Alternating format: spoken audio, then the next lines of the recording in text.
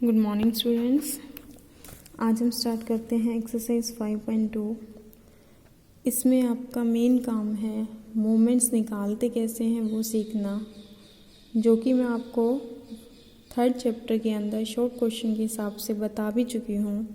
मैं एक बार फिर से हल्का सा आपको रिवाइज करवा देती हूँ। देखो, सपोज करो ये एक पॉइंट P है जिसके अबाउट आपको मोमेंट निकालना है और इस फोर्स का निकालना है। सबसे पहले तो जो पॉइंट आपको दिखा दे रखा हो या जो भी पॉइंट आपको दिख रहा हो जिसके अबाउट आपको मोमेंट निकालना है, फोर्स की लाइन को उसके आगे तक बढ़ा लेना। मीन्स देखो, ऐसे पॉइंट है और इस तरह से आपका फोर्स है, तो आप डिसाइड नहीं कर पाओगे जब तक कि आप इसको आगे ना बढ़ाओ। ठीक है, फोर्स की लाइन ऑफ एक्शन को आगे तक बढ़ा लेना, पॉइंट से फोर्स पर परपेंडिकुलर ड्रॉ करना और एरो फोर्स पे इस तरह लगाना कि वो इस पॉइंट ऑफ इंटरसेक्शन से आउटवर्ड हो। यानी कि जो एरो आपको ये नहीं देखना, क्योंकि ये इस पॉइंट की तरफ जा रहा है, इनवर्ड जा रहा है, आपको आउटवर्ड देखना है। ठीक है, इस पॉइंट से आउटवर्ड ये F है। ठीक है, तो लाइन पे एरो इस जगह लगाना कि इससे आउटवर्ड बने। ये फोर्स है, ये पॉइंट है। ठीक है, मूवमेंट का फॉर्मूला होता है force into perpendicular distance. Force into जो भी ये आपकी परपेंडिकुलर डिस्टेंस हो, सपोज करो मैं इसको स्मॉल p से इंडिकेट करती हूँ, तो force into perpendicular distance, this is the moment of force P about the moment of force F about the point P।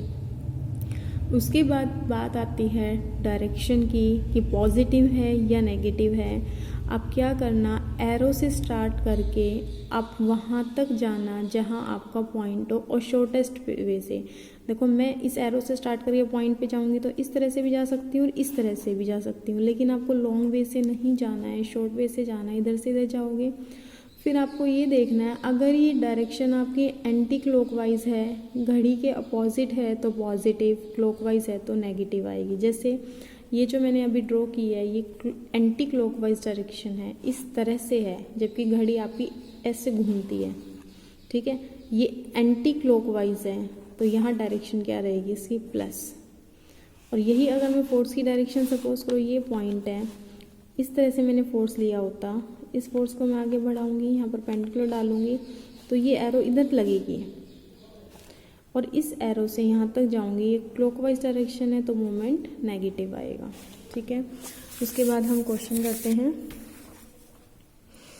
A ladder of length 40 metre and mass 100 kg rest with one end on a smooth floor and one end against a smooth vertical wall।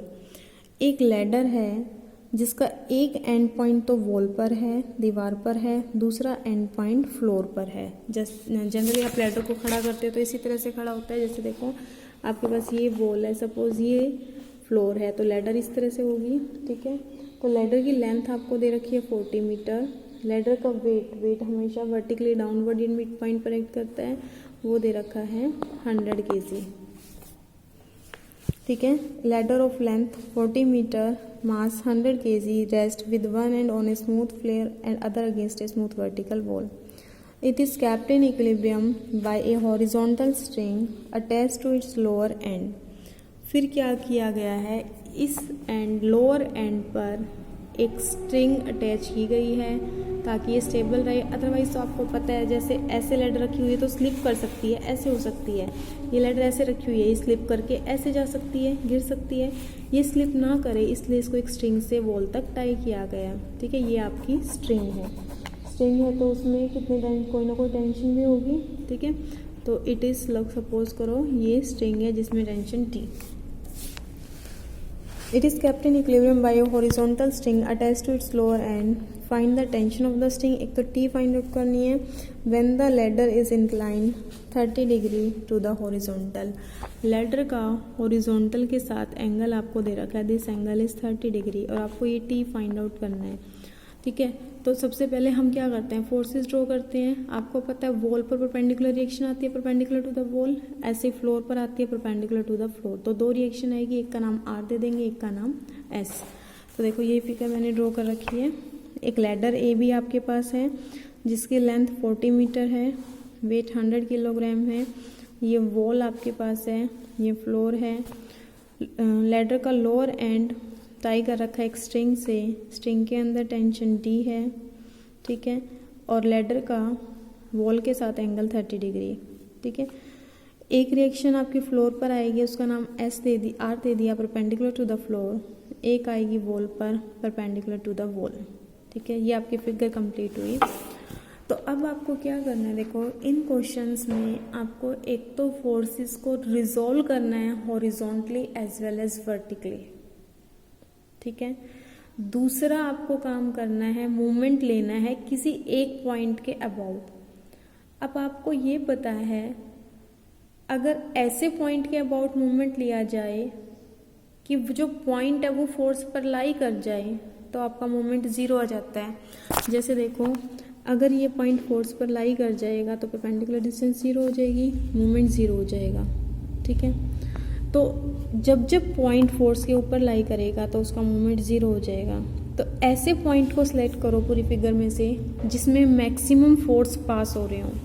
जब maximum force pass हो रहे होंगे तो उसमें क्या है, जो जैसे मान लो यहाँ पे आपकी 4 फोर्स हैं R, S, W and T। 4 force में से ऐसा पॉइंट लो जिसमें ज़्यादा से ज़्यादा फोर्स पास हो रहे हों। जैसे मान लो A पॉइंट ले, यहाँ से 2 फोर्स पास हो रहे हैं, A, R भी, T भी। तो जब मैं सिस्टम का मूवमेंट निकालूंगी R का मूवमेंट ज़ीरो हो जाएगा, T का ज़ीरो हो जाएगा, तो आपका क्वेश्चन सॉल्व करना ईजी हो जाएगा क्योंकि जितने ज़्यादा फोर्स पॉइंट से पास कर जाएंगे उन सब का मूवमेंट आपको निकालने की ज़रूरत नहीं पड़ेगी। तो स्टूडेंट्स ध्यान रखना ऐसे पॉइंट के अबाउट मूवमेंट लेना जिसमें से मैक्सिमम फोर्स पास हो रहे हों, ठीक है। तो अब हम करते हैं, देखो T आपको निकालना है। Late length of ladder is 2a, आपको दे भी रखी है 40, ना भी मानो तो भी चल जाएगा। Resolving the forces horizontally and vertically. देखो जिस क्वेश्चन में सिर्फ आपके पास फोर्सेस ही दो हों, फोर्सेस ही 2 टाइप के हों, या तो हॉरिजॉन्टल हो या वर्टिकल, वहाँ तो आप सीधा सीधा रिजॉल्व करके लिख सकते हो। देखो यहाँ 4 फोर्स हैं जिसमें से 2 तो वर्टिकल हैं, एक अपवर्ड एक डाउनवर्ड, ठीक है। 2 हॉरिजॉन्टल है, एक लेफ्ट और एक राइट। तो जहाँ आपके पास सिर्फ 2 ही टाइप के फोर्स हों, या तो हॉरिजॉन्टल हो या वर्टिकल, तो आप सीधा सीधा भी लिख सकते हो, आप करके दिखाने की जरूरत नहीं है। लेकिन जहाँ हॉरिजॉन्टल और वर्टिकल के अलावा कोई और भी फोर्स होगा तो वहाँ आपको रिजॉल्व करना पड़ेगा, जैसे मैंने आपको फर्स्ट चैप्टर में सिखाया है, ठीक है। मैं आपको नेक्स्ट वीडियो में भी करके बता दूंगी क्योंकि एक वीडियो में ही सारा काम कंप्लीट नहीं हो पाएगा कि किस तरह से करना है। यहाँ मैं सिंपली रिजॉल्व करवाती हूँ। देखो resolving the horizontally and vertically, vertically resolve करो। अपवर्ड वाले सारे फोर्स इकट्ठे लिख दो, इक्वल टू डाउनवर्ड वाले लिख दो। देखो अपवर्ड एक ही फोर्स है R, डाउनवर्ड भी एक ही है, तो अपवर्ड वाला लेफ्ट में लिखा R is equal to downward वाला, क्योंकि डायरेक्शन अपोजिट है तो एक लेफ्ट में लिख दो एक राइट में। तरीका होता है जितने भी अपवर्ड है उन सबको ऐड कर दो, लेफ्ट साइड में लिख दिया, जितने डाउनवर्ड है उनको ऐड कर दो राइट साइड में, ठीक है। इक्विलिब्रियम में तो लेफ्ट अपवर्ड और डाउनवर्ड सेम होनी चाहिए। ऐसे ही हॉरिजॉन्टली जब रिजॉल्व करूँगी तो देखो लेफ्ट में जितने हों, ये जैसे आपका लेफ्ट साइड जा रहा है, लेफ्ट में जितने भी फोर्स उन सबको ऐड कर दो, is equal to right side जितने जा रहे हैं उन सबको ऐड कर दो। देखो यहाँ राइट साइड एक ही जा रहा है, सिर्फ T है, T is equal to left भी एक ही जा रहा है, T is equal to X। तो ये रिजॉल्व हो गया वर्टिकली एंड हॉरिजॉन्टली। इसको मैं आपको फर्स्ट चैप्टर की तरह भी रिजॉल्व करना सिखा दूंगी नेक्स्ट वीडियो के अंदर, बट पेपर में आपको डायरेक्ट कर लेना ठीक रहेगा, उसमें थोड़ा टाइम लग जाता है। अब मेन है देखो यहाँ टेकिंग मोमेंट अबाउट ए के अबाउट मूवमेंट क्यों लिए, क्योंकि यहाँ 2 फोर्स की आपको निकालनी नहीं पड़ेगी, ज़ीरो हो जाएगी R और T की, तो मुझे सिर्फ निकालनी पड़ेगी 100 और S की। निकालते हैं 100 और S की मूवमेंट। देखो पहले 100 kg वेट लिया, दिस इज़ 100 kg वेट, इस पॉइंट के अबाउट निकाल रहे हो, ठीक है। तो इस पॉइंट से परपेंडिकुलर डाला, इससे आउटवर्ड एरो चाहिए, ये एरो है आपका फॉर्मूला होता है force into perpendicular distance. Force 100, perpendicular distance point से लेकर ये फोर्स, देखो ये फोर्स की लाइन है, ठीक है, और ये पॉइंट है, तो इनकी परपेंडिकुलर डिस्टेंस क्या बनेगी AD। Force 100 into AD। Direction देखो एरो से लेकर पॉइंट तक जाओ, ये एरो ये पॉइंट, यहाँ से लेके यहाँ तक जाओ, डायरेक्शन कौन सी जा रही है, क्लॉकवाइज, क्लॉकवाइज है तो माइनस साइन। फिर R तो इसमें से पास हो रहा है 0, T इसमें से पास हो रहा है 0। अब आ जाओ S, ठीक है। S का देखो मैं अलग से करके बता देती हूँ, आपको यहाँ से नहीं समझ आएगा, रफली देख लो यहीं से। देखो ये पॉइंट है, ये फोर्स है, फोर्स कैसे आगे बढ़ा दूँ, मैं रफली करके दिखा रही हूँ, इस तरह से मैं आगे बढ़ा देती हूँ, आपको इस तरह से फोर्स आ जाएगा, ये S। ठीक है। तो आपका आउटवर्ड एरो ये परपेंडिकुलर डिस्टेंस बनेगा यहाँ से लेके यहाँ तक का। तो फॉर्मूला होता है force into perpendicular distance. Force तो इतना है और ये आपका क्या बनेगा, परपेंडिकुलर डिस्टेंस। ठीक है, ये परपेंडिकुलर डिस्टेंस क्या इस डिस्टेंस के इक्वल नहीं होगा? तो बजाय कि मैं ये लिखूं, क्योंकि इसको आगे बढ़ा के मैं यहाँ बना के दिखाऊंगी तो फिगर में क्राउडिंग हो जाएगी, आपको काम करने में दिक्कत आएगी। आप एज्यूम करके कर सकते हो कि इसको मैंने आगे बढ़ाया, ये पॉइंट, ये फोर्स, तो ये आपकी परपेंडिकुलर डिस्टेंस बनेगी। ये डिस्टेंस किसके इक्वल है, BC के, तो S इंटू BC। अब साइन देख लेते हैं। देखो ये पॉइंट ऑफ इंटरसेक्शन था परपेंडिकुलर डिस्टेंस और इसका एरो इधर आउटवर्ड लेना है। इस एरो से आप यहाँ पॉइंट तक जाओगे तो this is anti clockwise, anti clockwise direction है तो क्या आ जाएगा, प्लस साइन। ठीक है, अब बस टर्म कैलकुलेट कर लो। AD ये है राइट एंगल ट्रायंगल है जिसके अंदर AD आ रहा हो, तो यहाँ से मैं लिख सकती हूँ AD को AG cos 30 plus S into BC के लिए बड़ी वाली राइट एंगल ट्रायंगल ले लो, क्या आ जाएगा, AB sin 30, क्योंकि ये 30 के सामने वाला है, तो AB sin 30 is equal to 0। 100 AG की वैल्यू, टोटल लेंथ आपकी 40 थी तो AG की वैल्यू 20, cos 30 की वैल्यू पुट करी, प्लस S, AB की वैल्यू 40 आपको दे रखी है लेंथ ऑफ लेडर, sin 30 की वैल्यू पुट करी, तो यहाँ से मेरे पास S निकल आया 50√3। आपको निकालना T था, T S के इक्वल है तो T भी कितना आ गया, 50√3।